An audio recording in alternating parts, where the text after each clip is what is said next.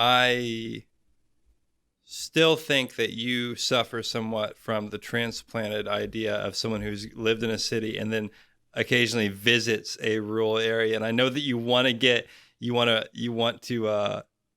that feeling or whatever of being the what God else do I have to do to be accepted in the rural community?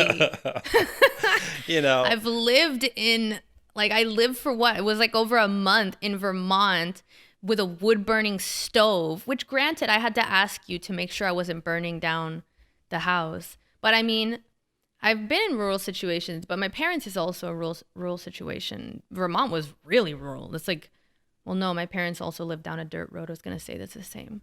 But I mean, I haven't lived for long periods of time in a rural place, but I have experience living in a rural place. I mean, my parents lived in a tiny town on, 5 acres, I think, for over a decade. Like it's been over a decade.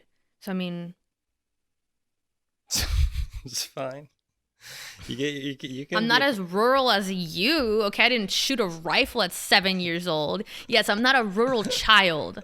I'm a convert. Folgers coffee cans. What it was, those old blue aluminum Folgers coffee cans. That was target practice. And you throw that out down by the lake. Now you put it down, down by the lake, so that when you're shooting the coffee can, the bullet then you pollute the lake instead of pollute the lake. I know, I'm just being annoying, but this is what you would say. Yeah, well, no, you do that so that it doesn't hit anyone. There needs to be a clear pathway behind the target, so you're not just randomly shooting onto someone else's property. Well, anybody that knows anything about a gun city slicker knows that.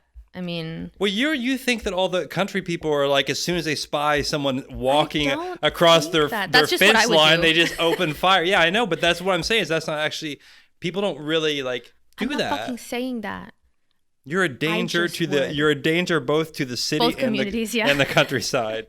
You exile yourself to the suburbs where you belong. Well, no, that's because I would be like not in the rural community either, because I would shoot someone too quickly or something.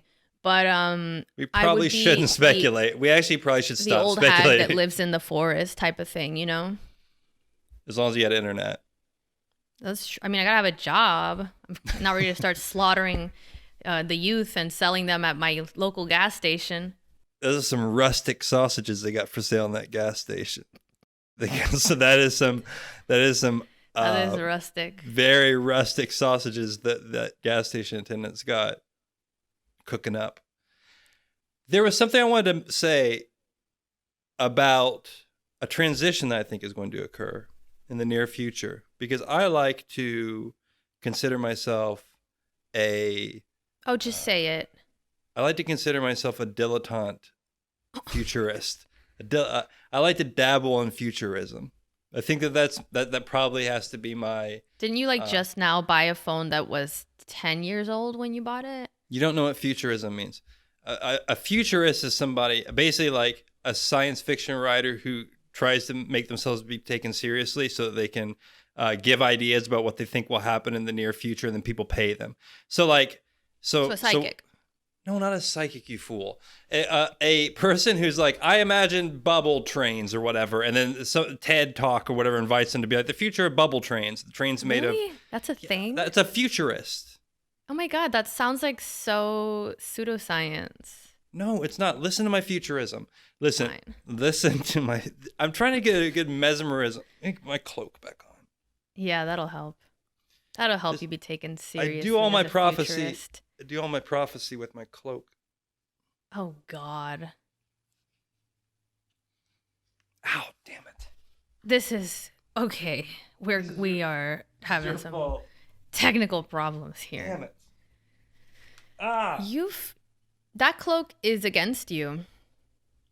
That cloak is not for you. Anyway, skipping past your futurist. No. While you fight with your cloak. Listen, Nostradamus had a... Fuck. Dude. I'm trying to like do this right. Did you... Yeah, but you don't want to end up like accidentally naked on camera. Well, I'm not completely nude. That would be not safe. That's the only way to wear a cloak. It's completely nude underneath. Okay. Yeah. I mean, I think that it's fair to give a little chest hair to the people. That's what they want. That's what they want. Sorry for that. Okay, so here's my futurism. It's warm in here also. It's fucking cloak, man. You're wearing a cloak. I can't. Hold on. Your cloak has failed you. Silence. My horns are kind of kind of off their game too.